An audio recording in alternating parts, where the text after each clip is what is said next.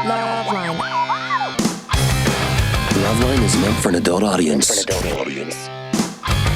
LoveLine may contain sexually oriented content. Listener discretion is advised. This is LoveLine. LoveLine. With Adam Carolla and Dr. Drew. Hey, everybody, it's LoveLine. I'm Adam. That's Dr. Drew. Phone number 1-800-LOVE-191. Dr. Drew's board-certified physician, Dixon Medicine Specialist. Drew. Yeah. We're just looking at these new iPod Nanos. They are, they're the size of a credit card, a little bit thicker, super sleek, super sexy. But this really makes me think about my global conspiracy with the electronics and dropping them and breaking them. Meaning, and I'll put that down and focus over here. Right, now, would you pick up on what I'm putting down for a second? I know it's something good. Everybody close your eyes and open your minds, man, and dig. Okay? Yeah. Every piece of electronic equipment made in the last 10 years does not have an edge on it. Yes. Now, the conspiracy to make it slide out. Think of what a pistol grip looks like. You ever hold a pistol in your hand? Yeah, it's substantial. That knurled handle, it's meant not to come loose. It's not like holding a wet banana. You are meant to hang on to that pistol. Now think about tools. Tools, they got a big grip on them. They have to grip. Now, think of iPods. Think of cell phones. Think of MP3 players. You know what I think of? A bar of soap in the shower. My goddamn cell phone looked like JPL tested it in a wind tunnel. Right.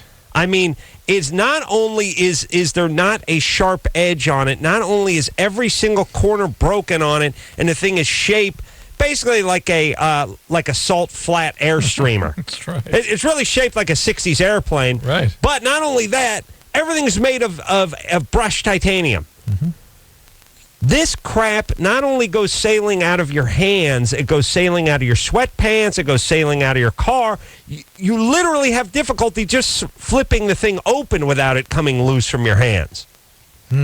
Every single piece of new, even new cameras. Yeah. Super sleek. No grip. Super smooth, super sleek. Everything is super sleek and super smooth. Now, how many iPods? How many cell phones get dropped every year? How many of those cameras get dropped every year? So basically, the guys that used to be advising the tobacco companies have gone over to the electronics company and have big meetings with them and say, here's how you screw your consumers. Yeah. Well, here's the first thing they sold us on. The first thing they sold us on is it's cheaper to buy a new one. They started selling us on that one about 15, 20 years ago. Because it used to be if a piece of electronics broke, you'd go get a new tube, you'd go get it fixed, you'd have a repair guy. Guy would come to your house. So where's the Maytag man? First order business, well, the guy who played the actor actually died. Oh, okay. But well, the proverbial Maytag man, yes, he's sitting there. He's bored, Drew. He doesn't get work. Because the new one is cheaper. Here's the Maytags never break down, but here's my point. My point is, the first mission is to sell us all on the retarded notion that we should just buy a new one and never have the old one fixed. Right. And we all bought into it. We like that. Your kids are growing up in a time period where there'll be no repair of anything. It's all disposable. They're going to be driving their car. They're going to get a flat. They're going to leave it there and walk home. I just got to go, Dad, I need a new car. What happened? One of those things that's round that it's like a donut, but there's air in it. It's flat. It went down. They're not even going to know the name of it. Your kids aren't going to know what it is. They got to know. They go, what are you talking about? You know that thingy with the engine in it? An automobile, son? Yes. What'd you say? Yes, an automobile. Here's my point. We have sold society on the fact that we should throw out everything that breaks. Yep. That's number one. Number two, make it super sleek. You can't hang on to it. You drop your phone twice a day. You drop your digital camera. Get a new one. You drop your iPod. That iPod, you try to take that goddamn thing out of your sports pack or whatever, just sailing. Launches itself Next, they across. Make it aerodynamic. It is aerodynamic. But I mean, so they're actually going to put fins on it. Yeah, they actually put Yeah, they'll put a canard on it. It'll be a delta wing. My point is this is a conspiracy. Now, how much money do you make if you sell cell phones and the person never drops one, as opposed to them dropping them and busting it once or twice a year? It's better you break them. Yeah. Otherwise, you get 6 years of the same one. Sure. Or you could drop one a year and do 600 times the business. Perfect. Think about everything. Think about everything that's got a chip, a lens, a battery. What do you think yearly the whatever is because the thing dropped out of the hand, fell out of hand, skipped out of the car? Billions, but it's been perfectly executed because first they tilled the soil with it's cheaper if you buy a new one. Yes, they have. Executed. They tilled the soil with that BS. And number two, as per usual, I've never heard anyone say a word about it. Because it's too carefully done, too exquisitely Everyone just blames themselves when the super sleek, edgeless piece of greased titanium falls out of their sweaty hands. Now, what in the hell have you done to this thing? I'll tell you what I did. I got goddamn proactive is what I did. Oh, my God. But it's still slippery as hell. Oh, hey, idiot. Almost dropped it. I put a piece of Velcro on the back side of it so it won't go sailing out of my goddamn sweatpants every time I climb out of my car. But the scratches looks like graffiti all over the thing. Well, I tried to rough it up. Well, it's still slippery, but it's not as bad as it was before. It was a greased pig. You understand? Now it's just a greased flagpole. It looks like somebody's trying to get out of jail with this thing or something. All right, you're trying to chip your way out of it. This cell phone looks like it was meant to fly out of your hand, does it not? Oh, God, like none other. This one's really bad. Yeah, this one's like. And not only that. Here's what I love about the phone too. There's no little hitch where you can lift the thing up. So it's a two-hander. When the phone rings, you got to take your hand off the wheel or your penis or whatever you're hanging on to, or both, and do that. All I'm saying is it is a multi-billion-dollar a year industry. Phones, electronics, iPods, MP3 players, all that crap flying out of everyone's hands. Nobody says a word about it. We just drop it and go buy a new one. We're just lemmings. Speaking of lemmings. Nobody thought about it. Nobody. Have you ever heard this from anyone? Well, I think I've heard it once or twice from you, but no one else. All callers who get through tonight who are 18 years or over conspiracy. will receive 2 tickets to see Cry I blame Wolf. the Japanese. Basically, some student. It's Pearl Harbor all over again. Basically, some students. This is bigger. Create an online murderer, and he comes to real life. And everyone who gets tickets also qualifies to see the song who did the group did the soundtrack for the movie Block Party. Who are you, Casey Kasem? Anywhere in Europe. Come on, buddy. This Friday, you lie, you die. Cry Wolf in theaters everywhere. You lie, you die. Now, when they say lie, they don't spell it like lie down. L-I-E. Okay. Now, what would you do if you were lying down? You lay. You lay lie. down. Yeah. But you die, you lay. Yeah. Okay. Lay on lying. But it's different. They mean lying. Yeah, they mean like telling a lie. They mean like I'm taking a nap. You die. No. Okay, because I couldn't take that. Block Party anywhere in Europe. We'll be announcing those anywhere winners. In Europe. Look at this lineup too. They're all over the place, and we'll be announcing winners on Sunday. All right. Maybe I could just win that thing. Leah, what happened to the old days of radio with payola and crap? You know, we just got in let me at the tell wrong you time. something. Let me tell you how radio used to work. They'd give, Specialized would have a $400 mountain bike that they'd be giving away to caller 33. Believe me, who was ever doing the shift that night rode it home. Oh, sure. That's how it worked, with a big bundle of Coke hanging off the back of it, and hookers and everything. That's all radio used to be. We missed out. Payola, baby.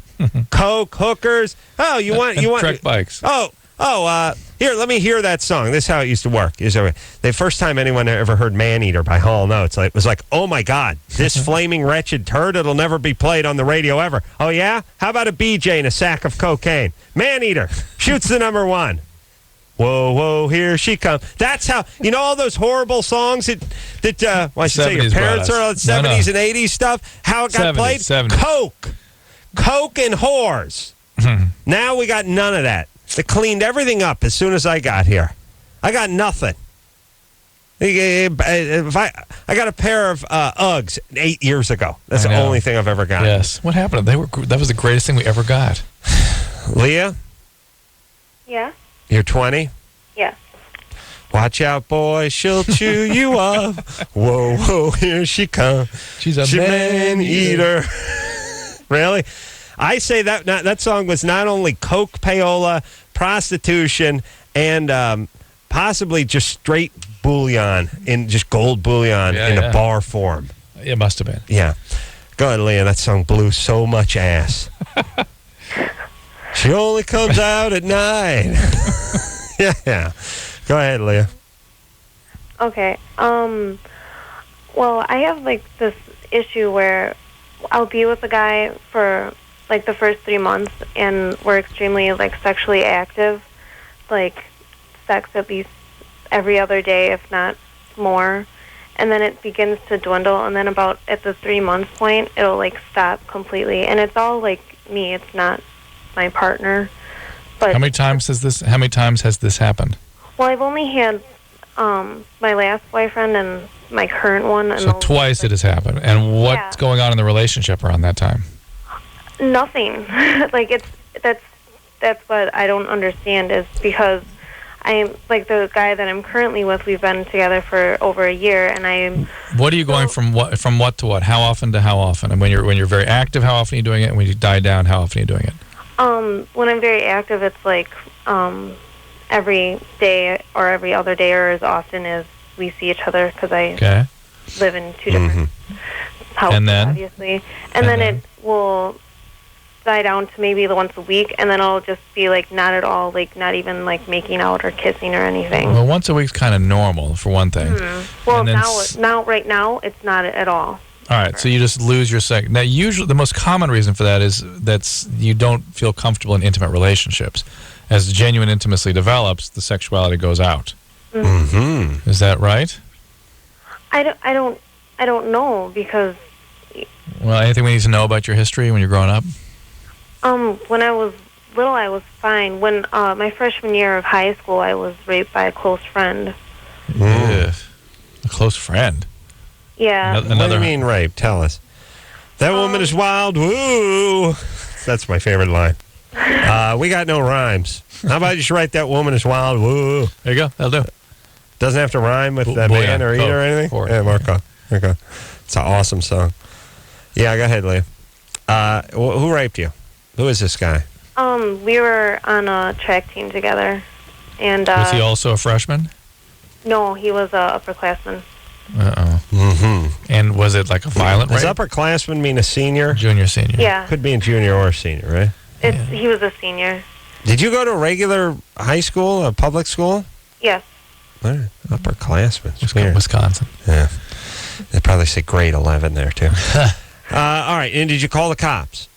No, because the way it happened is, you know, like how everybody, like you blame yourself afterwards, and then by the time that I had finally come to realize that it wasn't my fault, I felt like it was just too late. Like it was. What was the circumstances of the rape? We had a party?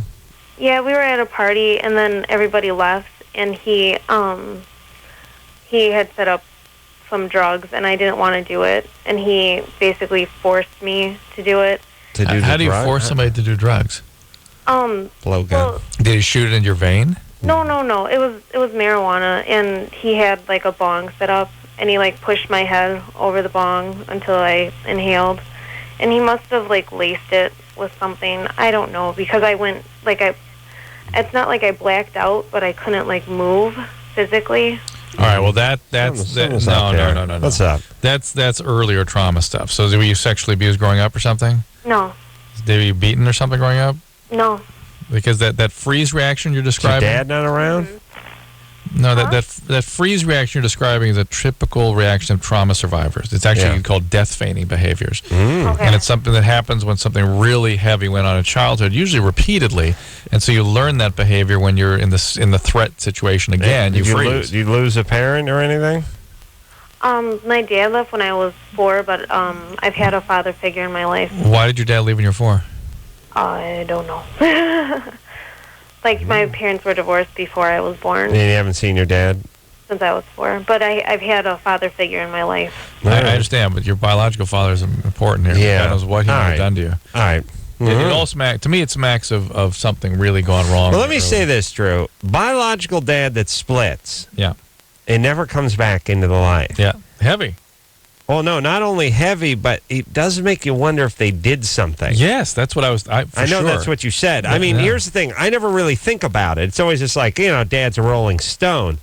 Oh, no. Much better song, look, Papa's a first of Rolling all, Stone than Man-Eater, by the way. The guy that leaves like that, think how big a a-hole he is. Obviously, he's a colossal a-hole. I used to just think he was a crazy narcissist, but now, as I think about it, maybe he did something that he never wants to be accountable for. That, and not only that, how much of an a-hole or criminal or whatever sociopath must he have been for the mom to be, phew, get rid of that one. Right. I never want to see him again. Thank God he got out of our life. Mm-hmm. And these are people that are quite capable of abusing kids and usually do. All right. So I think something really happened there. Well, how about a little therapy? Yes, ma'am. Yeah. She only comes out at night. The lean and hungry type. You know, it was funny when I was explaining to Jimmy what a suck-off song that was. He did not defend that song. Well, yes, he did. No, he did not. Yes, he did. Yes, he did. But I Wait, was... I can't like he defended it. cashews. He defended it. Doesn't like cashews. He doesn't like cashews, but he does like man-eating. Doesn't like cars. He likes pop songs, but here's the point. I told him it's the worst song ever written. That's what he was arguing with me about. But What did he claim that was? one of the times I was arguing with someone about what a blow-ass song that was, and I was like, I screwed up the words, and I was like, she only comes out at night, being the hungry type. And they were like, it's not being the hungry type, it's the lean and hungry type, you idiot. Oh, I see. Now it's... Now it's poetry. Now, the clearest space in Cleveland, Ohio, at the Rock and Roll Hall of Fame, because that baby's going in. Okay. All right. You never did like that crappy song, did you? No, I remember that period of music thinking, here what is she wrong with comes. people? Watch out, boy, she'll chew you up. It was 1981. She's a man. Here's why I would be the world's worst songwriting partner. You'd come to me with that song, like I'd be John Hall or Daryl Oates, and they'd come to me and be like, oh, hey, that's a pretty good... And then I'd just smack them in the Hit me. face. Yeah, you actually I just punch him right in the face. I go, you want to waste my time with anything else? Next. Are you high? Go to work. Would you get the F back out there and write a decent song, would you? Stop bothering me. That's why New Wave came out with such a blast, because that's what they were competing with. Right. People were like, oh, my God. Andrew, Yeah, what's happening, brother, man? not too much, just hanging out. All right. You got a question? Yeah, so I work at a horse track in Minnesota, right? Okay. And there's this 26-year-old girl that I work with, and her and I have been dating for the past 2 months, just nothing under the covers or anything like that. And I guess she hasn't had sex in 9 years, since she was 17. And so I'm just kind of wondering, like, if you think there's any mental issues with her, if I should keep pursuing this, because it's definitely a challenge. Well, look, any chick that works at a horse track has mental issues. Good call. Everybody who works at a horse track has mental issues. Yeah. The only guy that really doesn't have issues is a guy who blows that big trumpet at the start. The bugler? The bugler. That guy's fine. He goes home afterwards and The plays the jockeys are Philharmonic. nuts. The trainers are basically just felons. These are people that are just living on the society's fringe. You know what I mean? Then you got the people at the track. Then you have the jockeys are high on drugs. The trainers are a-holes. The guys you see hanging around on a Tuesday in the afternoon with the racing form in the back pocket and the cigar butt hanging out. I mean, that is really the worst society has to offer. Mm-hmm. Yeah? Mm-hmm. Thank you. Don't do. Andrew? Absolute gorgeous girl. She's 26. She's about 5'3", nice body. All right, well... She's kind of down on herself, though. Yeah, well, look, I'm sure she had a rough outing when she was 17. Right. I understand. What are you asking? I'm a little unclear. Well, I'm just trying to see, like, if you guys think, because she's always down on herself and always making remarks like she's not pretty or anything like that. And well, look, if you like her, go ahead. Go out with her. Yeah, but I'm just, like, because I'm sure she's going to want to settle down sometime soon. She's 26, you know what I mean? Oh, she's ancient. I'm not sure. Huh? Ancient, over the hill. Yeah. Right. No, you're fine, Andrew. So I don't want to get into that, but I know. Well, then declare yourself. Go and have date. sex with her and go have a date. It's fine. She's fine. Give her a roll in the hay. Or not. Just enjoy. You like her. You're attracted to her. What's the deal? People don't always have great self-esteem. People tend towards be depressed or anxiety. Andrew's got his issues too, and that makes a ball game. I hate the racetrack. Do you? So you know why? I don't like all those guys that hang around who proclaim or protest to be, or I don't know what word I'm looking for, but experts. Oh, yeah. All the handicapper guys, they all think they know something. No one knows anything. These guys are supposed to be experts. Whenever you do get a tip, it never works. Right. I've been to the track 10 times.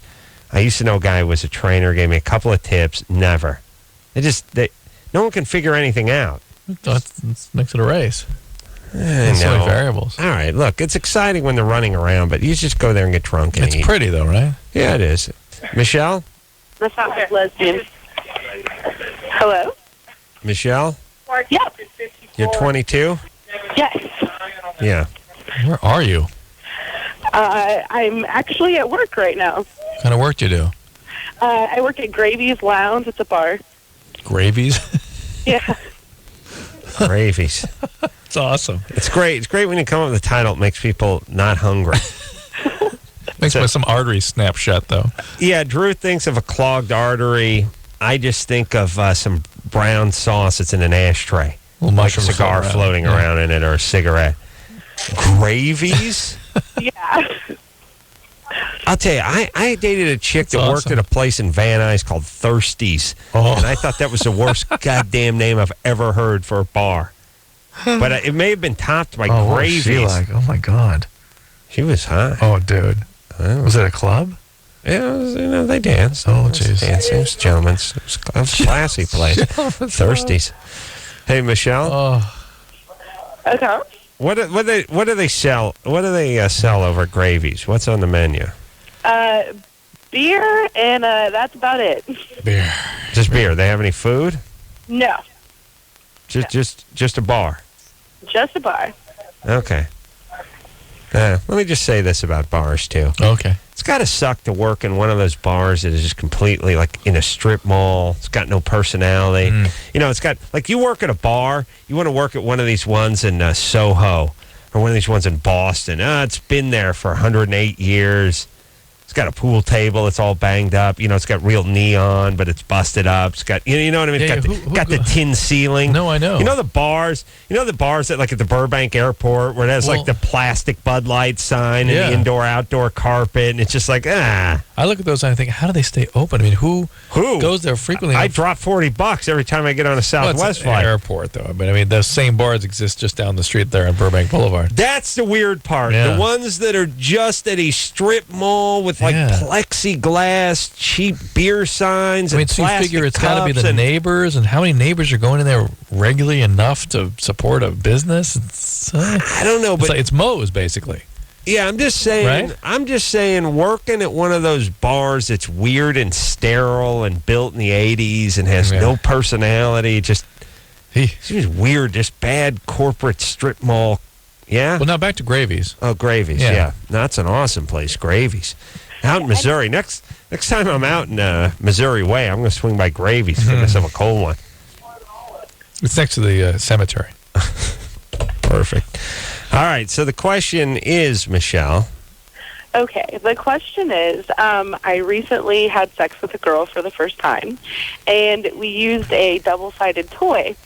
And recently, one of my other friends had mentioned to me that the girl that I had sex with might have HIV or an STD or something of that sort. And my question was... Those are all different things. I mean, HIV is a specific STD.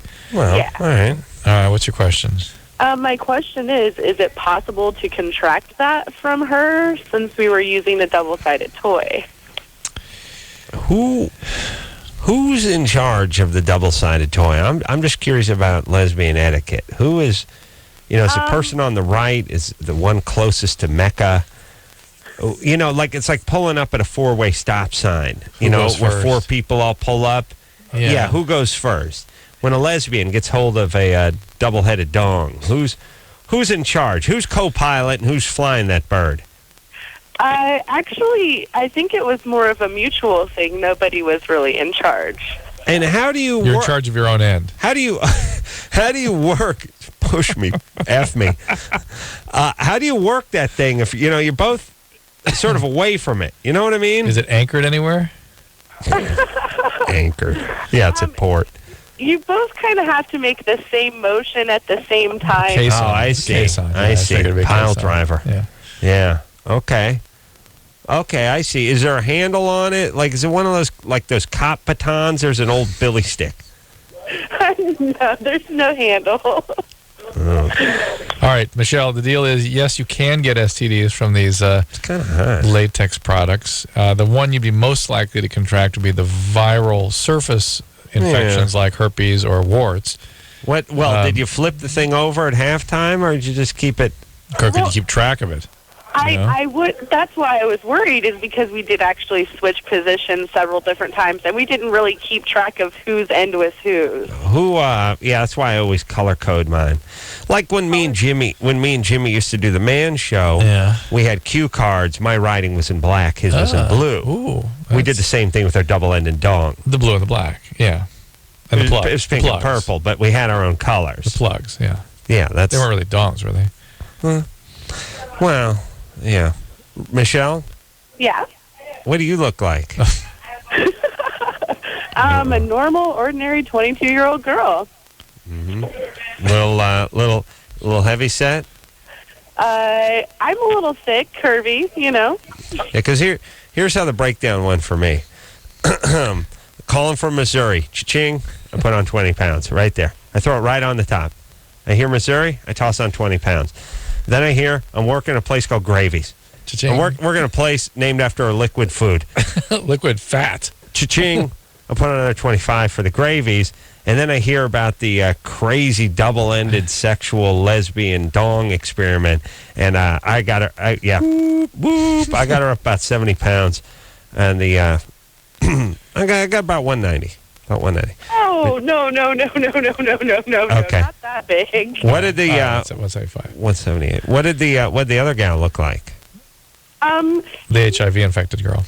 She's... Oh, don't say that. She's really hot, but she's kind of a granola hippie. Like, she doesn't really shave her arms or her legs, or, you know, she has dreadlocks and... Ooh, Eric just threw up. Rick just threw up. Rick. Yeah. 5 minutes ago, this was totally jackable. Now it's done. Well, thank you. The honeymoon is over. It was 100% jackable just 3 minutes ago. And now I got to file it. I don't even know when I could use this. I mean, I'll see if I can use something. Put it on the iPod. This is unusable now. You know what I mean? Yeah. If it was a horse, I would shoot it. Okay, Michelle, here's the deal. HIV not likely to get it that way, but conceivable. Yeah. It's certainly not a typical means. There's not a lot of body fluid being transmitted. But you are potentially Let me tell you about the real damage that's done here. More hepatitis B I worry about. Like I said, herpes, syphilis, gonorrhea, I can chlamydia, never that stuff can all picture get a hot transmitted. chick doing a hot lesbian thing anymore. Say that again? I can never picture a hot chick doing a hot lesbian thing anymore with the double-sided dong. Because what the reality of it is versus what the porn version of it is. This show has ruined it for you. It's ruined it. Sorry. Ruined it. Reality has ruined your fantasy, basically. Yeah. The porn fantasy. Yeah, I mean, don't worry about me. I mean, I'll land on my back. Yeah. But wherever. You know what I'm saying. Yeah. All right, here we go. Let's take a break. Let's do it. We'll be back after this. The phone number for LoveLine is 1-800-LOVE-191. LoveLine, I'll be right back. Want to dress up your sex life? Visit Durex.com. There's sex, and then there's Durex.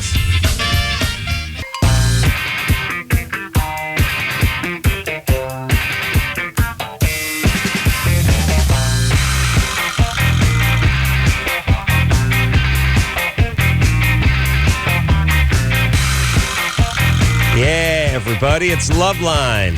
That's what I'm talking about. Phone number 1-800-LOVE-191.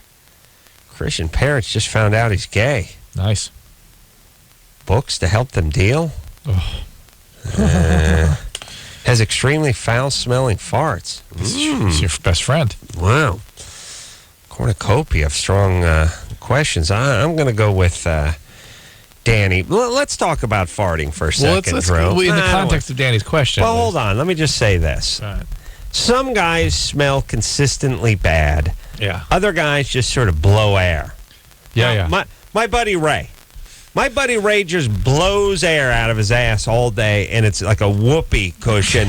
But it almost never, ever smells. That's you, too. You walked out of the studio last night.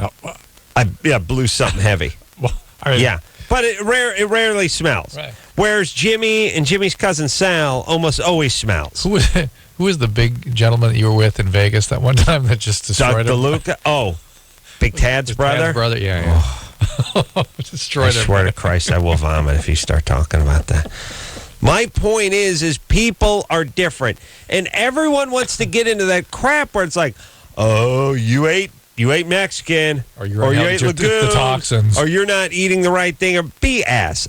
I eat everything, all different stuff, all different times of the day, and so does Jimmy, and so does everyone else. All Some right. guys' asses smell, other guys don't. It's got to be the enzymes or the flora and the fauna that's in there. It is. Certain people grow a certain flora and fauna, just the way you have a certain funk, a certain breath, certain everything. I'm trying to tell people that your BO does not have much to do with hygiene, and your ass doesn't have much to do with diet. Well, I would disagree with you. I agree with you in principle. However, matters of degree is determined by diet. Well, if you have a food that disagrees with you, you could eat that food, and you could end my career tonight. You would vomit.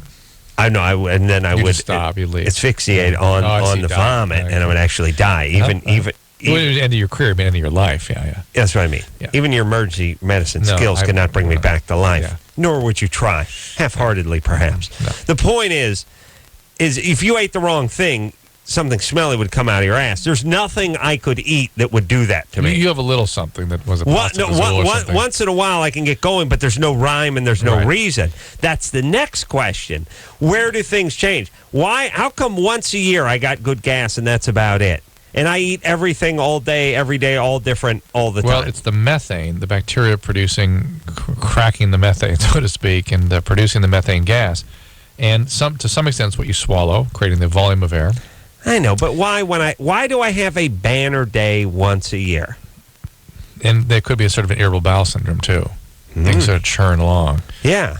Yeah, and then you add in the right substrate. I eat the same thing every day. Yeah, but you eat some dried fruit or something and bring it on. Granola. No rhyme, no reason is what I'm saying. I bet if you really... Well, in the end, sometimes it's just... Drew, I've had a few banner days. This is like telling the terrorist how to attack us. Why would you tell him? No, he knows. He knows the formula. I've had a few banner days in the studio, Drew. But I never ate anything special. In fact, you've not had a really serious day since we left the Westwood One studio. I know. There were some days you really were it was troubling. Those were my beefing salad days. What's this? Those were my salad days of beefing. I see. That's a prime. I did my prime beefing over there. And I haven't put together a decent... I mean, I've been in like a 3-year slump. Yeah. Don't think I don't feel it. I'm sorry. That was, and then we had the linen walls that would just absorb that. All I'm saying is I don't get anything going. My friend Ray, I've never smelled anything. Now, I've heard he's let miles of cubic gas out of his ass, but none of it ever smells. Jimmy? Watch out. Oh. Danny? Yeah. You got bad gas? Uncontrollably. Does everything that comes out of you, is that bad? No, actually, it's like a 70-30. But you never know. Yeah, well, eggs automatically, no matter what, 5 hours later, it's over. Okay, there you go. All right. So there's something. Okay. I've got that one down. I mean, after the years, you start figuring out, hey, this doesn't work with you, this does, whatever. Right. It's sort of I'm not sure, it's not as though the medical literature is replete in what exactly this is. Some people sort of put it more into the category of irritable bowel syndrome. I've read other articles that talk about the methane production, but don't give any sort of scientifically rigorous descriptions of this. Certain people definitely have an issue with it, and others just don't. Mm-hmm. And women don't as much as men. No.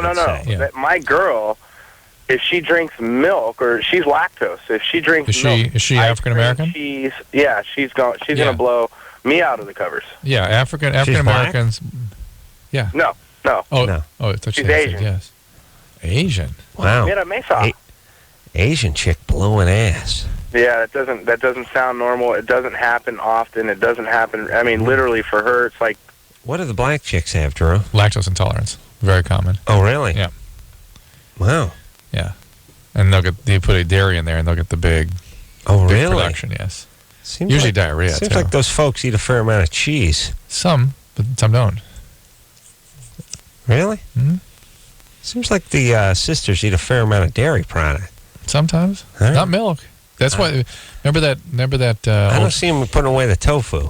Well, that Milk Has Something for Everybody commercial and stuff, that had to be abandoned because of that. Hold on a second. Oh, gas, just talking about What's that? And why is it talking about it produce gas? Well, like I that? could probably fart any time. Let me tell you something about those milk ads that bother me.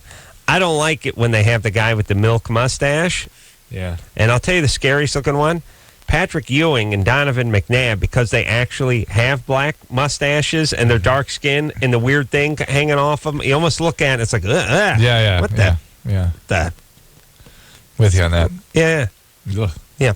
Couldn't see any boobs. Got to see Patrick Ewing with a bunch of milk dripping off his face. Looking like a porn film. That's awesome. In the mustache. Ugh. That's a nice look. Okay. Where are we? Danny. All right, so what can he do? Well, Eat some Beano?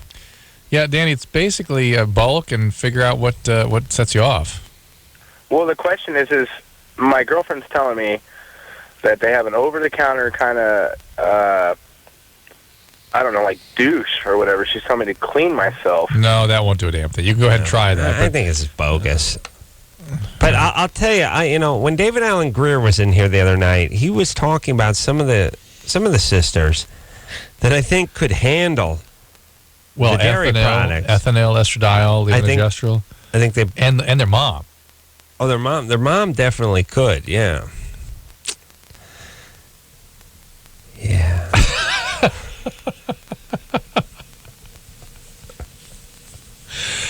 Are we is Anderson out smoking a butt now, or he's just getting passive aggressive on us? It's always hard to tell. Oh, okay. He's looking for it. Well, it's such a bad recording. I put it back in last night, but I can't find either one now. Such a bad recording? Yeah, haven't you heard the crackling and popping? It sounded good to us. No, it always sounded good. Although I was laughing so hard, I could never figure it out. All right, here we go. Listen. All right.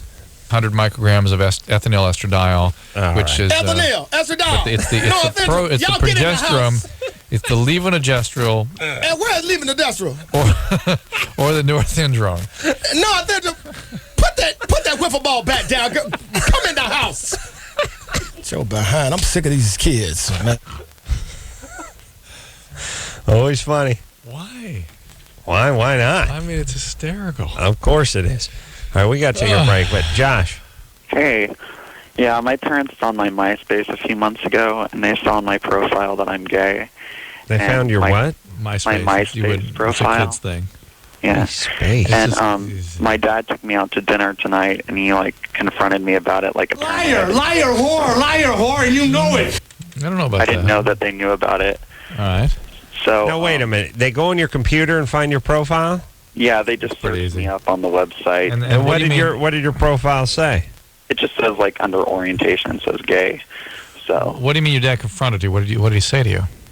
He's like, well, we know, and he told me about how they saw it and stuff, and he said that they've been worrying for months that I'm out getting AIDS and all this stuff, and they're Christian people, so they freak out about that kind of stuff, and It sounds like they were pretty reasonable about things, though. I mean, their parents are scared. What they don't know, there's something familiar to them. Yeah, give them a little break. They think that gay people can change, and they were offering me. My dad was offering me if I wanted to change or whatever. He's reading some crazy book by some Christian straight guy. Man, I just came up with a great scam. If I were him, if I were one of your sons, I'd be like, yeah, Dad, I'm pretty sure I'm gay. I'm $1,000 a week. Kind of on the fence, but I'm gay. I'll tell you one thing that would help me not be gay. You give me that Corvette. You know what I mean? Yeah. I need a shotgun, a crossbow, Corvette, and I'm gonna need some drink coupons over to Thirsties over there in Van Nuys. Gravies. And then gravies. Yeah, he could probably take his parents, his dad. If he was a good Christian, would probably pay him $60 a week not to be gay. But Josh, it's not just their Christian orientation so much as many parents have a fantasy, a wish that they could change things. They're scared. They don't know. He'll come around. Give him a little time. They think that that gay people are living under a mistaken identity. That's what their book says. Well, let them believe what they want. Are you angry at your parents? I'm angry that they found my MySpace and that they read all my stuff on there. But yeah, I am angry that they haven't told me for months that they've known.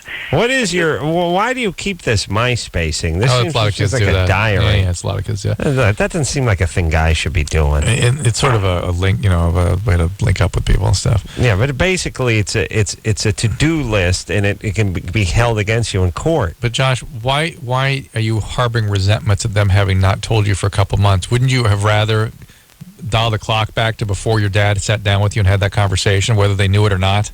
Yeah, that's true. Yeah, in some So ways. come on, it's just BS. Cut it out. Yeah. You're angry, you're resentful at your parents. Give it up. Yes, they're not enlightened. They don't understand. They're scared. That's not their fault. You'll educate Do you have them. any books that can help them, like understand and not I think they need to get involved with the they need to get involved with the gay parenting organizations and get some support. That's why. And you need to go to gay lesbian youth center. Parent. I'm going to find out my kid's gay, and my wife's going to be. We need to go to a gay parenting, and I'm going to be like, oh, for the love of Christ. That's going to be your final. Yes, that's going to be your final justice. Son, here's a Miata. Just drive it to Fire Island. Let's just forget we ever spoke. It's going to be awesome.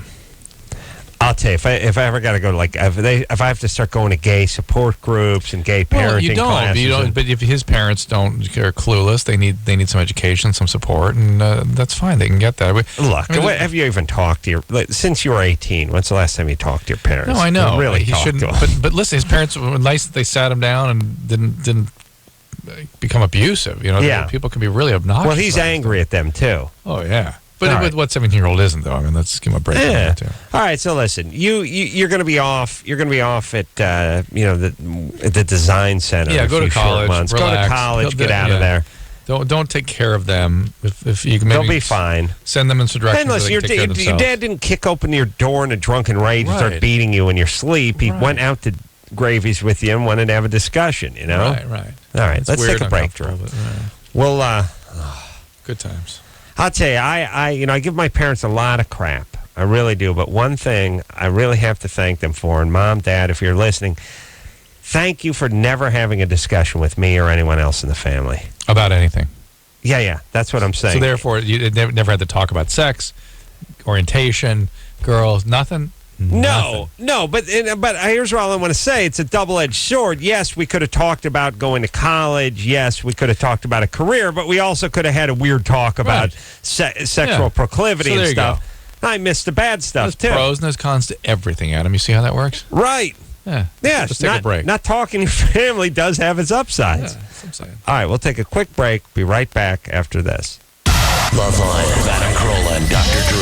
Phone number's 1-800-LOVE-191. We'll be right back.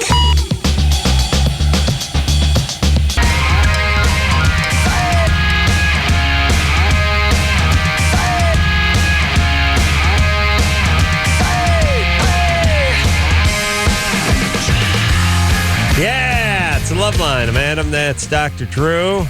Woo! Hell yeah. Hell yeah.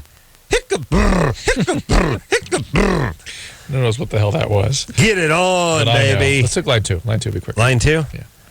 Anna? Yeah. 24? Yeah. Yeah, so I've been lactating for probably maybe a little over 2 months. Good times. Have you ever been pregnant? No. Is there any chance you're pregnant now? No. Are you on any medication?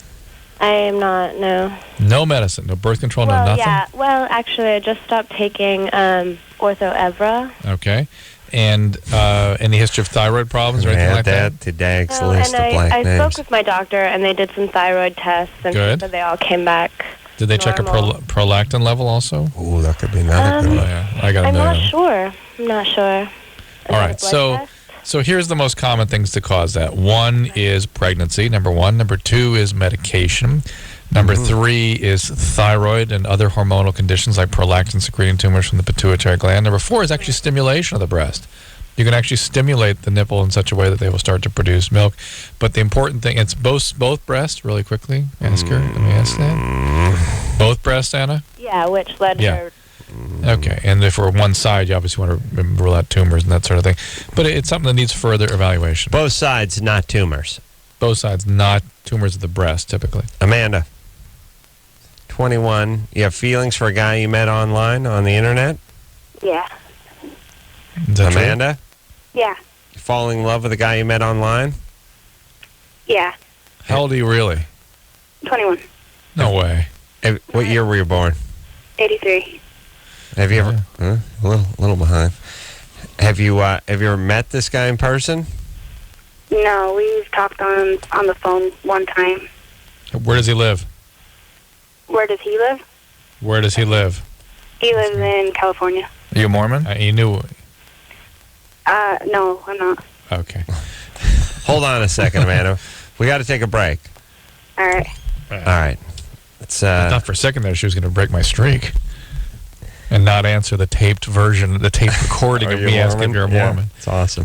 All right, let's take it. Drew, stop making noise, please. Let's take a quick break, and we'll come back, and we'll get to Amanda and her online dating after this. All right, guys, here's the deal. Looking to hook up? Call the Dateline. Sick of wasting time with the wrong person? Call the Dateline. One call's all you need to make. Call the Dateline. 1-877-889-DATE.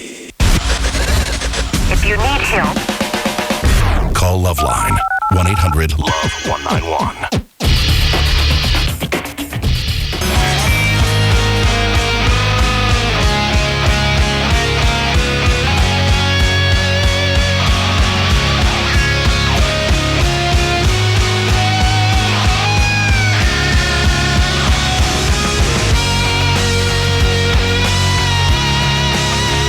Everybody, it's Loveline. I'm Adam. That's Dr. Drew.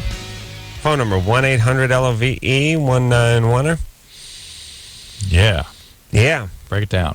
Break it down. Get a hand in. I'll tell you what, gentlemen. Those helmets, they're not chairs. Grab a knee now. Break it down. Yeah. And when I say gentlemen, I use that term loosely. Yeah. There you go. I watched Friday Night Lights the other night. Yeah. Good movie. Good high school action. Good football action movie. Yeah, I like the movie. I like it. Yeah. Pete Berg, friend of mine, directed it. Dear friend. Here's the thing, though, about I've noticed in just about every single football movie, and especially those high school movies, whenever they go to halftime, and the team that's getting beat, they always pan across the team that's looking pretty down. Yeah. Because they got their ass handed to them in the first half. Yeah, right. And they always pan across them, and they can never resist this. Kids always got like that scratch, like a lot of blood. There's always some blood dripping from the face, blood on the top, blood on the front of the jersey. Yeah. And the thing about football is you get your vertebra cracked. But you don't bleed. You never. Well, your hands can bleed a little bit. Once in a while, your knuckles get a little skinned up. You get some stuff no, on these the people have the thing in the face. Yeah, it's always a scratch in the face, a little trickle of blood coming from the cheek. You know, they can't help it. Yeah. It's one of those movie things. Yeah. Always that cut above the eye, just a little above the eye, a little trickle of Band-Aid up there or something. Never. Not in high school. High school, you get on your pants. You get the blood. Never. It's because I played 10 years. Never. Even I played 1 year in college. I never saw any. No one ever. Yeah. Once in a while, somebody get poked in the eye. Right. You get a finger in the eye. Strangely, you get a finger in the eye, and in the ass. Oh yes. But you never. But you don't pan across and see everyone with cuts on their face. No. Never. They have compound fractures. Funny you say that. I was thinking to myself too. If something got through that could cut, strangely, it goes right to the eye. Yeah. I don't know why. Amanda. Yeah. 21. So she's not a Mormon. She met a guy on the internet who lives 1,000 miles away, and that's why she was sort of. You notice when I asked her where this newfound friend is, she went, "Where is he?"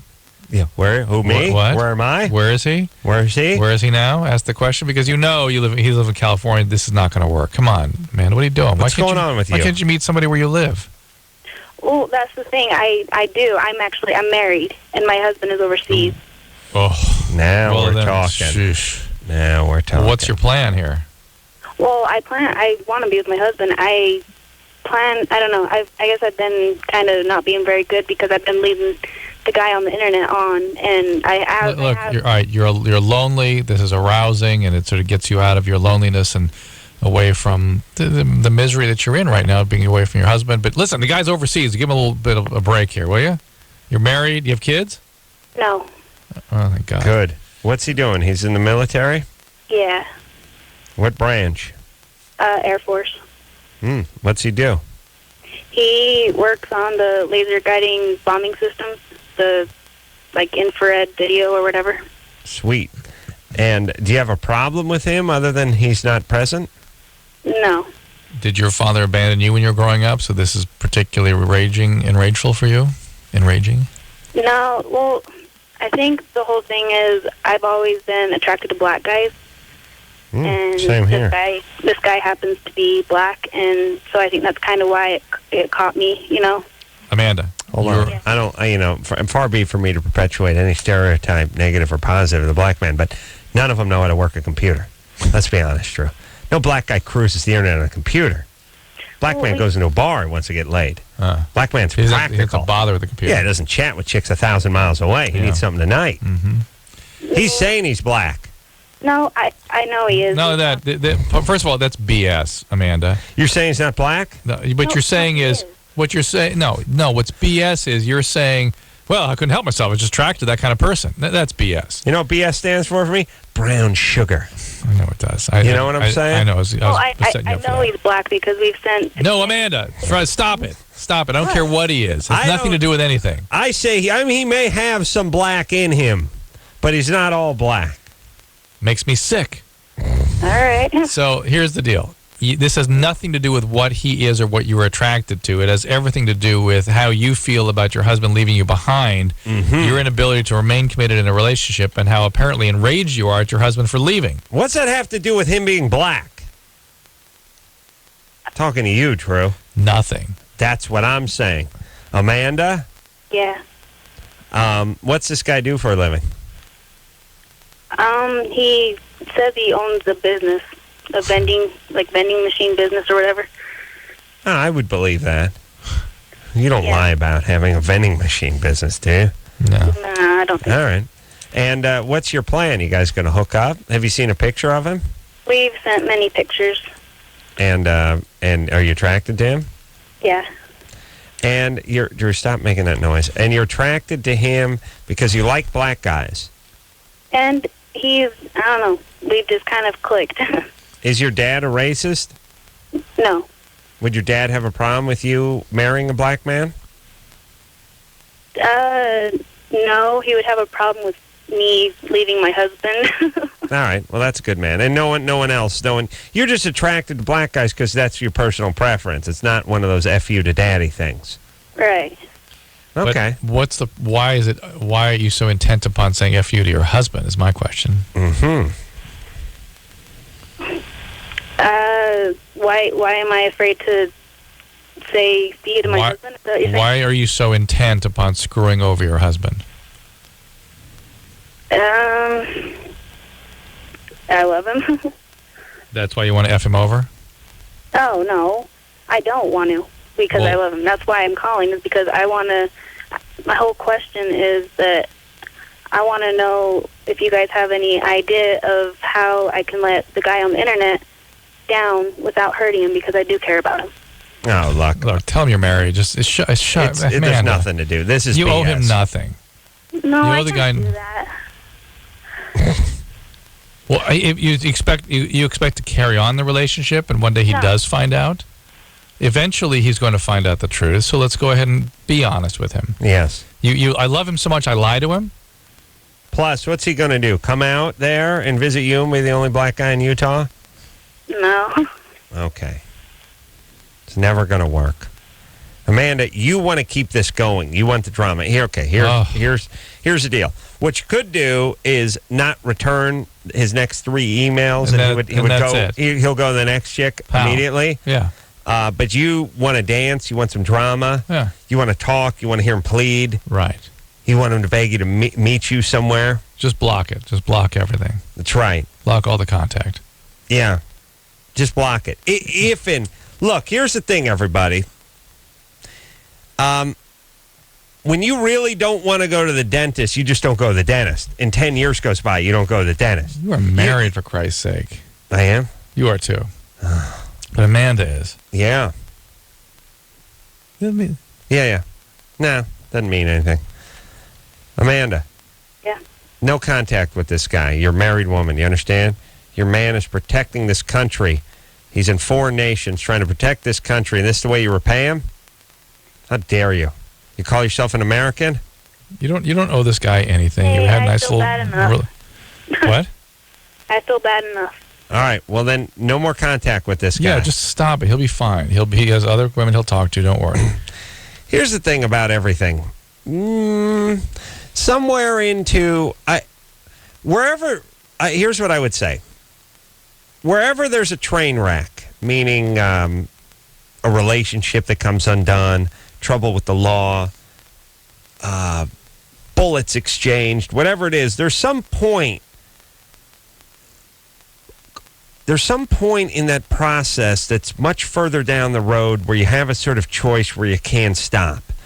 Yes. Once you step onto the ride, it doesn't stop. No, that's right. And it won't let you off. Remember we had a call last week where the woman was saying, I was naked with my boyfriend and we were having oral sex together and then he raped me. It's like, yeah. Wait a minute. Whoa. Yeah, he did the wrong thing, but oh my God.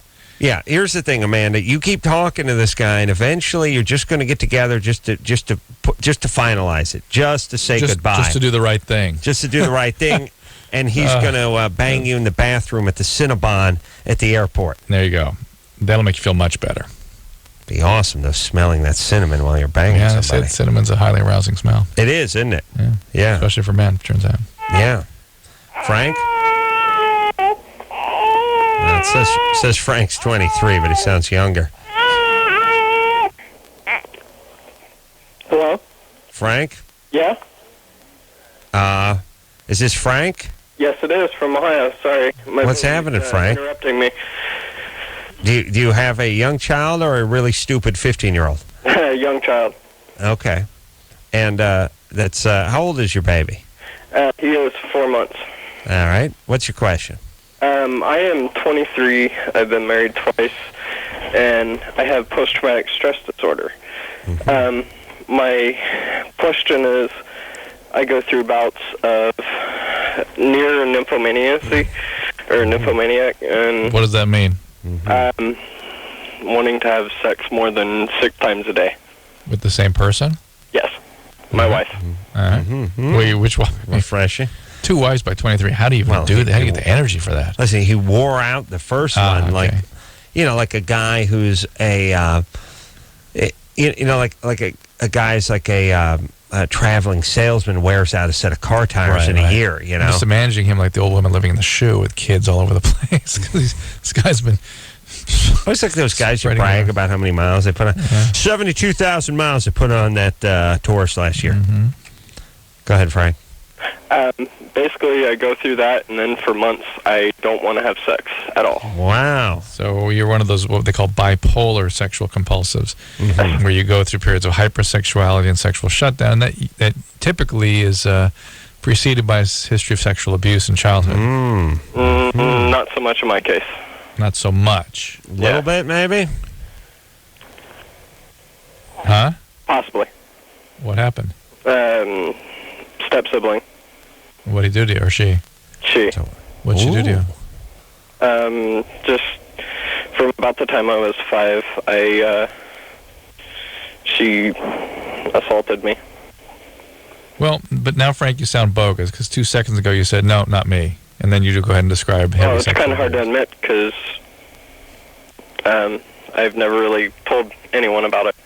All right, well, but that's what causes this. So to any mental health professional you were to see would immediately go to this. That's just what causes it. It's a common syndrome. You listen to this show for 5 minutes, you hear people calling constantly with it. And it's something that needs to be treated. All right, you have a youngin'. You need to take care of yourself. Yeah, it's a 12-step approach tends to work very well for this sort of thing. If you also have a family history of alcoholism, boy, it really can get rolling then. But there's SA, Sexaholics Anonymous, and go in there, get a sponsor. There are many people with your story, and you can sort of unload some of that guilt and shame and get a sponsor and start working the steps. Let me give a plug. Jimmy Kimmel. Yeah. Jimmy Kimmel was on Too Late, my show tonight. Yeah. 11:30, Comedy Central. Excellent.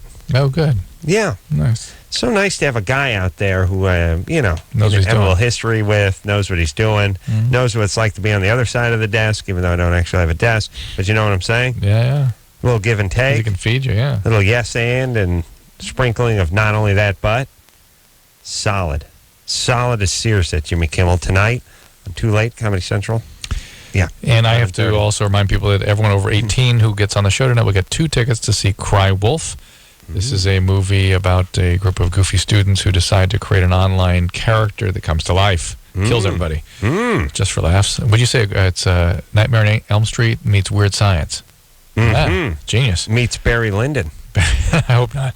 Everyone who gets tickets will also qualify to win a trip to see Block Party, who did the soundtrack, anywhere in Europe. Anywhere. Or anywhere they are in Europe. And they've got a gigantic tour coming up. So this Friday, You Lie, You Die, Cry Wolf in theaters everywhere. You do.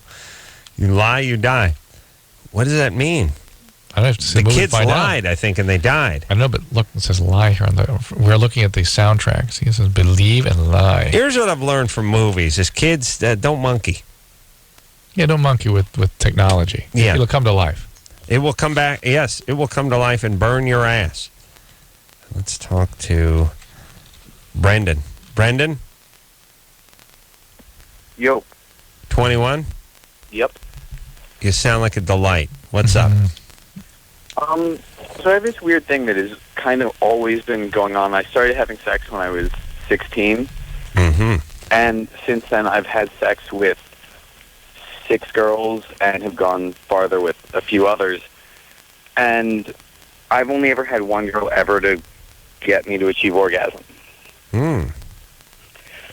And while honestly I can tolerate that, it doesn't bug me too much. You're gay. Maybe. I've had a lot of girls get real upset about it after. Right, they feel responsible for it as though it's something they were doing or not doing or were attracted to. All right, well, let me ask a couple of questions. I always ask the same ones. You masturbate a lot? Fairly regularly, but I've taken a break to see if that would affect it. And how long was the break?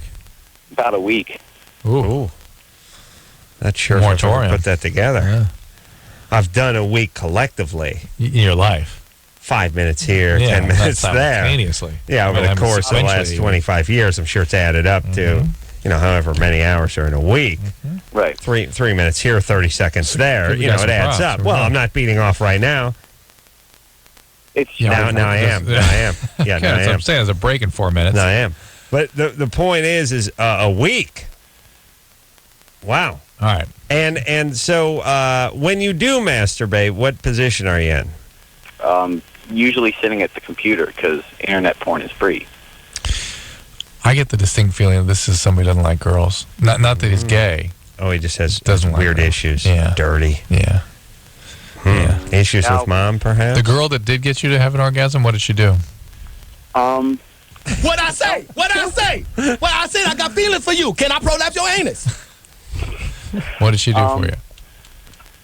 Well, to be fair, that was a pretty terrible relationship. Well, the one that was able to get me off. Yes. Oh, that was actually one of my better relationships. She was a great girl. Kind of crazy, but He's fishing around too much. That's not good. He's just he's just chasing a fart in the wind. Right. It seems bogus, and he didn't have enough bogosity in his banana clip, and he fired his first few bogus rounds, and now he's out of ammo. Right. He's searching. He's flailing. Let's give him a break. Let's go see. Go back. Brendan, you're going to have to do a little better in what you've been doing. What did the woman who gave you the orgasm do for you? It was pretty much just straight sex. Missionary, she was on top sometimes, and it worked out. But even that was, it took generally a good half hour to 45 minutes minimum. But what was it that she did for you that was different from the rest? Straight sex. That's what he said. I don't know. All right, let me tell you this, Brendan. Anything different. All right. If you're used to having orgasms via sitting down in front of the computer, that's going to be a strange position to have sex in. Yeah. All right. But can you tell me anything about this girl that was different? Not really. I was pretty stupid in love for the girl, but I've had that with other girls too, and so All right. How about oral sex? Do you like oral sex? It's fun, but it's never worked. All right. I'm going to give you some advice, some sagely advice. You ready? Start beating off in all different positions. Challenge yourself. Quiet, Drew. I'm with you on that. I'm Silence. Don't just sit at the computer. See if you can squeeze one off standing up in the shower. See if you can squeeze one off when you're on your back. See if you can squeeze one off on your knees. See if you can squeeze one off running in place, on a pogo stick, on one of those sit and spins. Mm-hmm. Oh, that's a mess. Mm-hmm. That is a mess, Drew. Have you seen that? On a spin art? We just sitting and spin. Sit and spin. Gross. Not the spin art, although you could try that one too. Sit and spin. Yeah, it's nice. Yeah, woo. Woo. Lordy. Point is challenge yourself to ejaculate in 10 different positions. If you can do that, you will be able to have sex with a woman. All that is helpful, but he left? Yeah. Interestingly, his bogus. Yeah, it's bogus. Bogus. Here's the whole thing about bogus, everyone. Do you pussies have to be bogus and boring? Right. If you're going to be bogus, at least come up with something. We had one last week that was really good. Really nailed us. I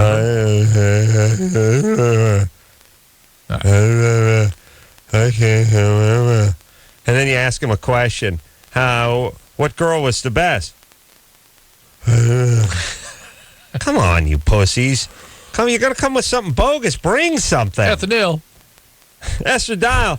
That's the whole thing. I mean, if you're going to be bogus, make it good. All right. You ready to take a break, Drew? As soon as Anderson plays One More Time. 100 micrograms of ethanol estradiol, which is ethanol estradiol. It's the progesterone. It's the levonorgestrel. And where's levonorgestrel? Or the norethindrone. Put that wiffle ball bat down. Come in the house. So behind. I'm sick of these kids, man. Now there's a longer version of that, isn't there, Anderson? I mean, if you just played the entire if you just segment? played the thing from the show, didn't he just do it for 10 minutes, or is that just me? Again later, maybe that was it for about 3 minutes, probably. Yeah. Can't we hear that? Give me a big fat version of that. I just want to hear it for the ride home.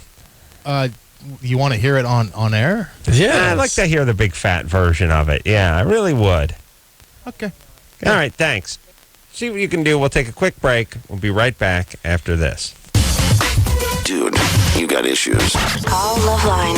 1-800-LOVE-191.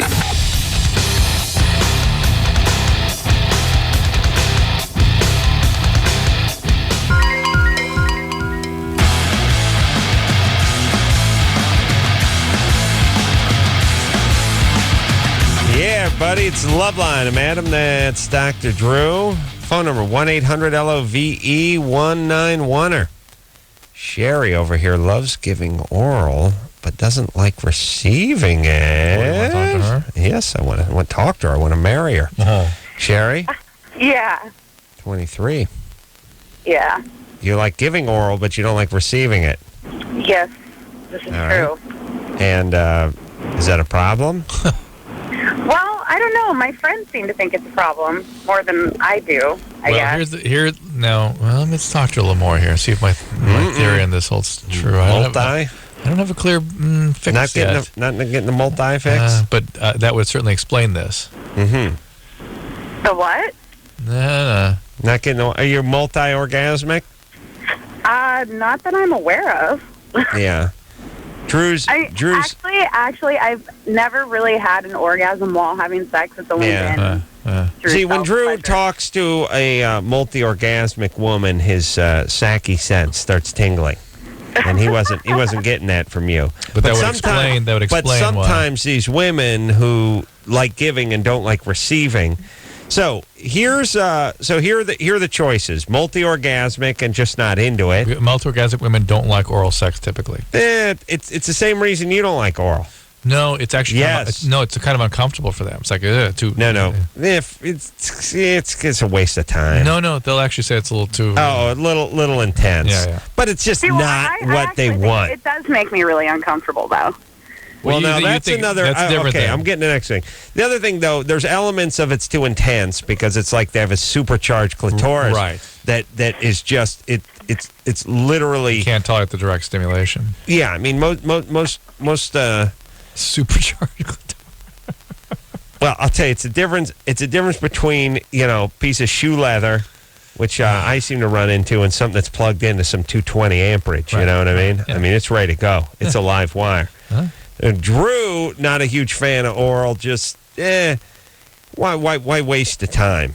You know what I mean? Let's dispense with the parsley on the side of the plate. And let's get to the meat. That's Drew's thing. Now the other thing, if you're not multi-orgasmic, is the other two things are, well, Daddy did something weird to you and made you feel weird, or just weird shame and uncomfortable. Just not comfortable with that area of your body. Right. Sort of low self-esteem. There's even a fourth. It's too intimate. Too intimate. Too close. All right. So what do you got, Sherry? Well, my dad never did anything like that. I listen to your guys' show all the time, and I feel so bad for all those people who've been sexually abused, but I'm definitely not one of them. Cool. Me too. But I think it might be the too uncomfortable with myself, possibly. Yeah. Do you not feel good? Let's say being naked around the man. It depends on if I've been in a relationship for a long time. I'm fine with, lights on, all that stuff. Oh yeah. Mm-hmm. All right. But All right. people think it's weird. No. Let me. Well, you don't have an orgasm, first of all. Maybe once that starts happening, maybe you'll get over that. But also, people don't have to be into everything. Once in a while, it means something from their past is creating something in their present, but then sometimes it's just not your thing. Sometimes a cigar is just a good smoke. That's right. Right, Jerry? Yeah. Yeah. You're fine. Not your bag. I think once you do encounter somebody who actually knows how to kind of work the apparatus properly. That's what everybody says. They're like, somebody who knows what they're doing. I don't. I sort of disagree. I just think it's not your thing. All right. Yeah. That's fine. But how's she going to have an orgasm then? Well, she's going to vibrator. Yeah, got to get a I vibrator. have fun on my own. Oh. You have an orgasm on your own? Yeah. Normally, that's generally when it happens. Good times. You But can't I love sex. Sex is awesome. It's all right, you can't recreate that on your own thing with the guy? No, nothing close. Do you think that's all like a confidence issue? Women do that a lot. It's a little comfort thing, I don't know if confidence, a comfort level. Yeah. But you're it'll kick in. Yeah, well, see, I was almost married. I was with somebody for 2 years, and you couldn't do it with him? Why? I don't know. Did he talk about it? No, I didn't want to make him feel bad because I have a habit of faking it, so they feel bad. Oh, Sherry, that's bad. Yeah, that's bad. And that is but, bad. because the sex is like pleasurable to me. I know, but Sherry, please, you're going to resent the guys for that. Yeah. Please, stop. Never had a woman that had the dignity to fake it. Well, as far as you know. Well, no, I know. Because no one's ever had one. No, that's what I'm saying. I can do the math. Done the math. There you go. Know what I mean? Yeah, you're right. Nothing from nothing leaves nothing, like Billy Preston used to say. Yeah. Hey, Anderson. Yeah. You got any of that David Allen Greer? Yeah, give me 3 seconds, literally. All right. Should we take another call? No, like literally 3 seconds so I can turn around. Really? It's just behind me, so. Well. Here we go. This is David Allen Greer, what? Let me set this up. A week ago? Yeah. Talking about that. Well, Drew, somebody called in about, here's the call. Somebody called in about birth control. Morning after pill, I remember. Want to know if they could take their morning after pill as birth control. And Drew said, well, get your morning after pill and tell me which one it is. No, get your birth control and tell me which one it is. I'm sorry, get your birth control, tell me which one it is, and I can tell if you can be used for morning after pill. Right. And here's what went down. Or 2 milligrams of norethindrone. Dave has a sister named norethindrone. Yeah, those, and again, it's take a dose of that now and a dose 12 hours later. That's what you need. There can also be the 100 micrograms of ethinyl estradiol, which is ethinyl estradiol. It's the progesterone. It's the levonorgestrel. And where's levonorgestrel? or the norethindrone. Norethindrone. Put that wiffle ball bat down. Come in the house. So behind. I'm sick of these kids, man. Norethindrone, what? What is it? Epinestral? Drew, what else? My tag name is. Keep going, you idiot. Yeah, I did. Keep going. I was laughing too hard. Mifepristone. Mifepristone. I'm here to pick up mifepristone. Mifepristone. Mephipristone, Mephistopheles, if you don't get into this Dodge Comet, at the count of 3, I will wear your behind out. And get Esperil, your sister, please. True, what else you got? Norgestrel. Norgestrel! Did you take my beer can? Norgestrel! Bang you on the head to go more? Come on. One more, Drew. There's one. Well, norethindrone. That was the original one. There's got to be one more. Come on. Come on. Oh my God. Anything. It could be for high blood pressure. Nulliparous. Nulliparous. You are my oldest son. I have been. Nulliparous, please. Bring your bicycle in the backyard. Street lights is on. Now, come on. Stop now. Stop playing. David Allen Greer in studio tonight. Did you see how it really goes down? I bring the thing up and then I have to squeeze you like a bar rag to keep going with the joke. You just sit there, totally silent, and Drew, do another one. Then you find begrudgingly one comes out of you, and then there's more long silence, and then another one comes. Why aren't you firing them up? Come on, buddy. It's not here. This show's not being done for your own amusement. Your birthday, we're going to have a huge list. Christmas. I'm just saying, do you hear how things actually go down? It's funnier when you have to ask me to do stuff. It'd be funny if you spat out 5. All right, for my birthday, you're coming over. Yeah. David Allen Greer's coming over, and you are going to have not a list, but a scroll. Yeah, huge tome. A tome? Yes, What's a tome? A couple of tomes. The big like, Big volume? Yes, huge volumes. Okay, and I just want you're going to go through several hundred thousand of these things. Some sort of podium setup. I can just throw that big book down, open it up, and start. Thousands of pages. Yeah. Thousands of pages. Oh, don't worry. All right. Yeah. And he's going to turn every single one of them into a blank name. You understand?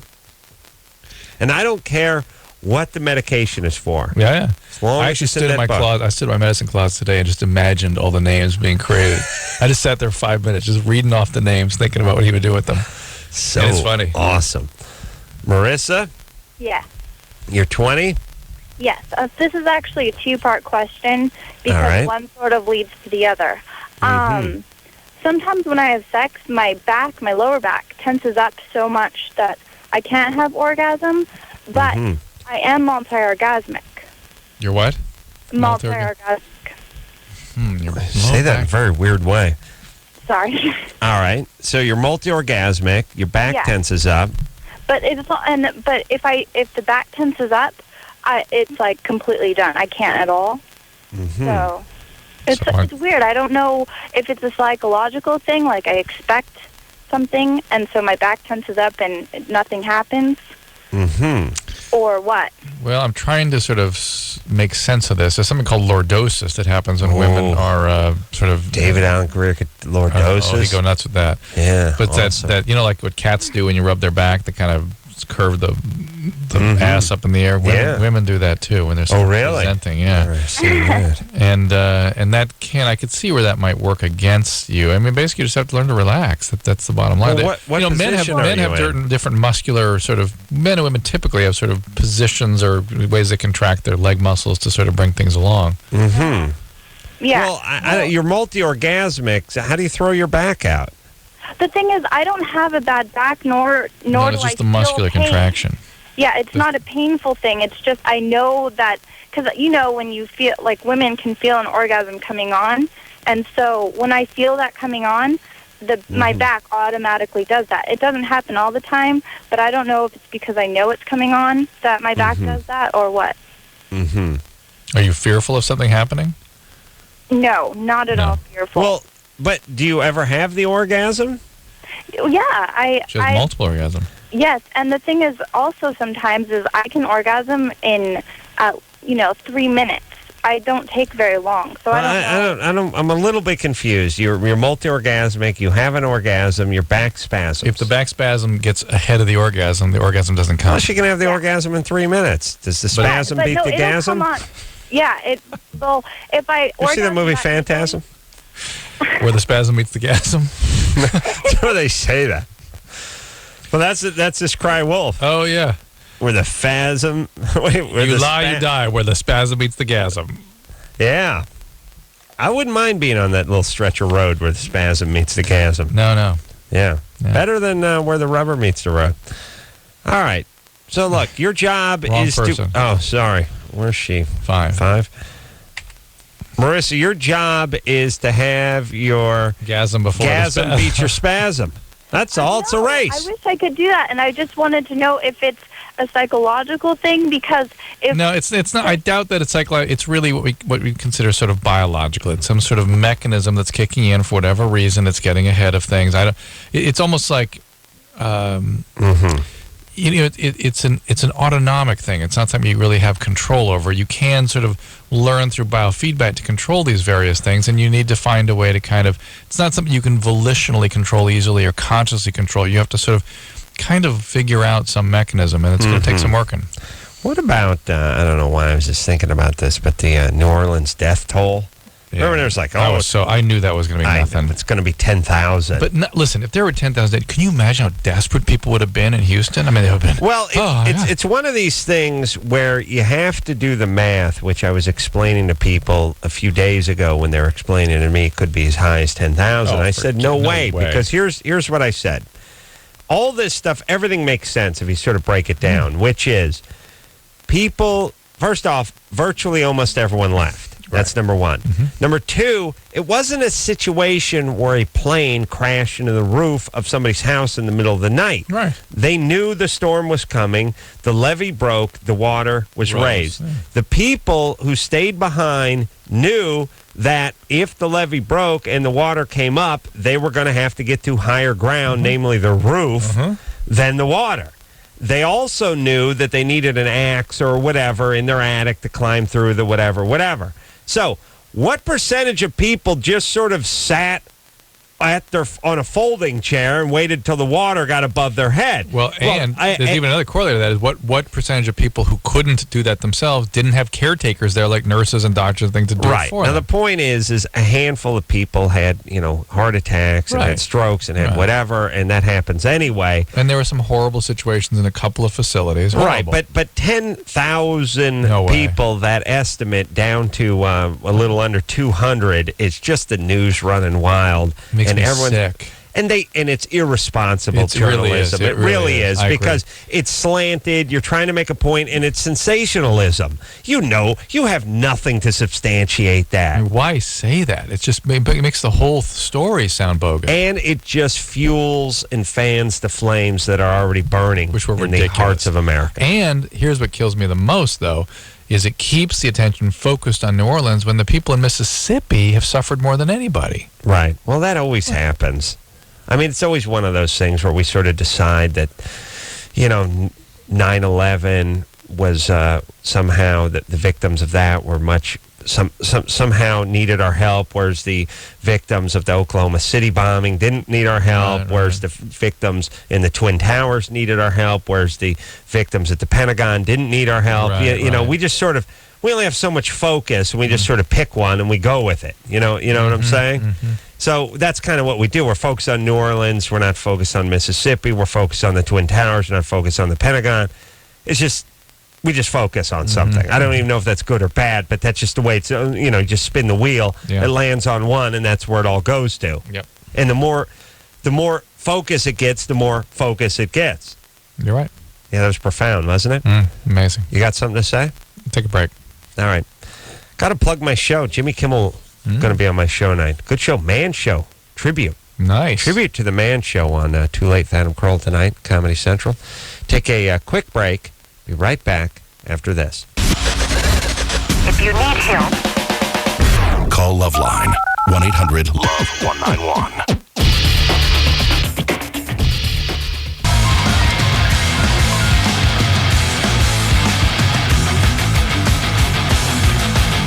Yeah.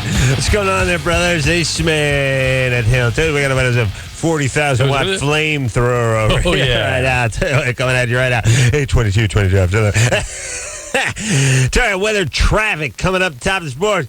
Rob Fukuzaki giving us sports coming up top of the hour. Weather's right. Rob, get out of here, brother. As soon as I give him an ass full, I kid. I tell you, I love you, buddy. The door hit you on the way out. 11:23 after 11 o'clock. I'll tell you what, right now we got do traffic. not drop trowel. Well, don't do it. Do not drop trowel. This guy will rob you. He's crazy. He'll drop trowel. Watch out. Don't do it. Don't do it. Hey, 22 after 8 o'clock. We got traffic, weather, news, and sports coming up at the top of the hour. Top, bottom, middle, right side, left side, and all corners of the hour. I tell you what, we got traffic, news, weather, and sports coming at you.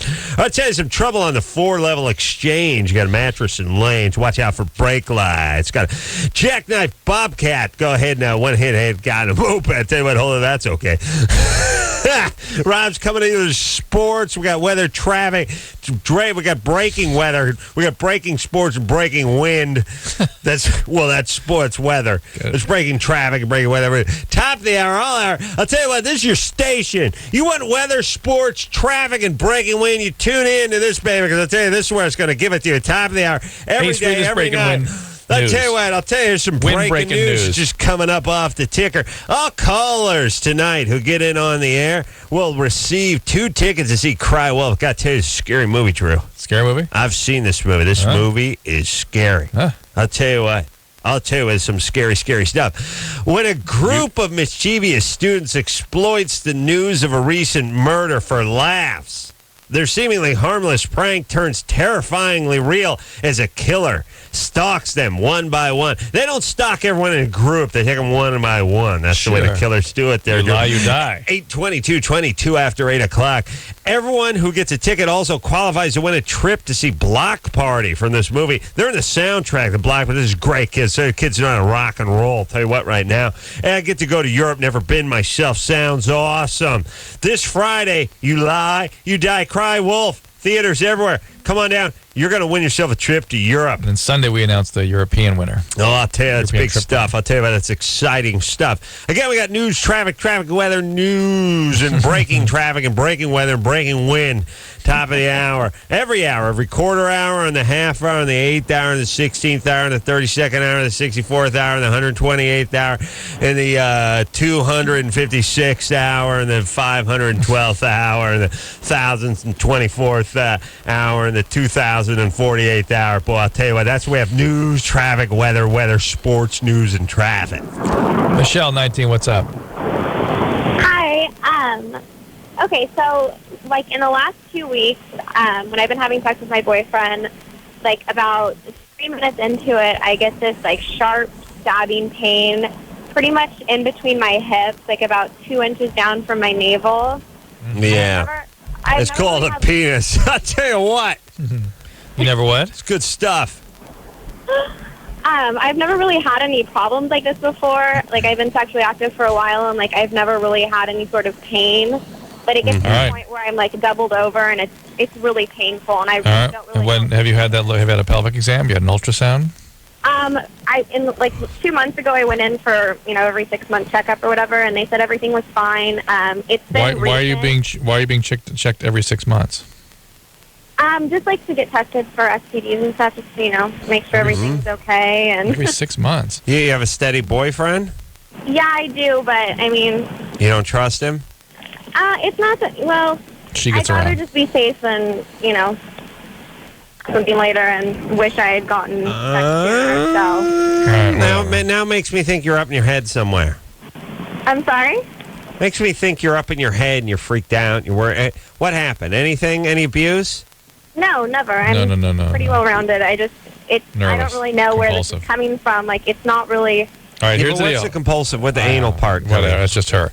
Here's the deal. Could be an ovarian cyst, could be endometriosis, could be a tubal infection, could be appendicitis, could be a lot of different things. But you've got to get that checked out, Michelle. You need a pelvic exam and you need an ultrasound right away. You know what I wish? I wish I had some computer program where I could just say the medical term and David Allen Greer would spit out the black person's name. Yeah, but it's not just the black person's name. It's the whole scene he sets. Well, that would be part of the program, but I would say, like, tubal ligation. And then he would like, tubal ligation. You see what I'm saying? That'd be awesome. It would be awesome. Yeah. I wish I could do that. Drew, would you work that out? Yeah. Sharon? For your birthday. Yes. Endometriosis would be awesome. Are you writing these down? I'm bringing the tome in for you. Sharon, 23, what's up? Yeah, I'm fed up with men. That's all. And I've had women approach me, the lesbian thing has found them better and better every day. All right, go ahead. Let's talk to... That's something that happens. Women are brutalized by men. They will just kind of flip on over. Go hook up. Mitch? Yo, hey. 25? Yeah, hey. You going to law school? Yeah. There's no lawyer named Mitch. Yeah, no, well, my real name is Michelle, but I can't go by that, He'll be Mitchell when he's a lawyer. Oh, I see. Exactly. Okay. Whatever's more professional. I got a kind of a fun question. I had a bunch of friends, especially when I was in college, they would take, Adderall or whatever, or, what's the other one? Ritalin. Ritalin, And, I don't know, they really seem to improve, but, you can get it online or whatever. So I was wondering... They take it to stay up, to study, to cram? It seems like they could focus more. That was what they told me. So. I know, but would they take it just in class, or would they take it when they're pulling all-nighters? No, just every morning. They just buy it offline and just take it every morning for... Well, that's addiction. They become stimulant addicts. That's going to be a bad thing. Drew, what about absorption of knowledge when you're altered? Does it not tend to stick as well? Well, for the most part, that's true. However, Adderall, Ritalin, the fact is that there's a slight cognitive advantage when you're on those meds. Yeah, I know, but there's a huge price to be paid for that. How much? I got money. No, I don't mean money. I mean the Mother Nature will take its toll. You mean you got to pay in pine cones or something? What's that, Mitch? If I was going to study, let's say, for 2 months for the bar, when the bar comes up, would that be a problem? Will I have any will it cause any problems? Well, it can't. You could get going and not get off it. Right. Plus, you get to walk around with the knowledge of thinking that you may not be good enough, like an athlete who, without steroids, couldn't compete. There is that, and then there is the fact that there is some risk of something called excitotoxicity, where these things aren't managed carefully. You can't damage parts of the brain. Excitotoxicity, yeah. Sharon? Yeah. All right. Here's the deal. You being a lesbian because you hate men is not the world's greatest plan. It's not that I hate You should work out your issues with men. Right, your choices in men probably more to do with than anything else. Thank you. We'll take a break. We'll be back. All right, guys, here's the deal. You're looking to hook up, sick of wasting time with the wrong person? One call's all you need to make. Call the Dateline. 877-889-DATE. Call the Dateline. LoveLine will be right back. LoveLine will be right back.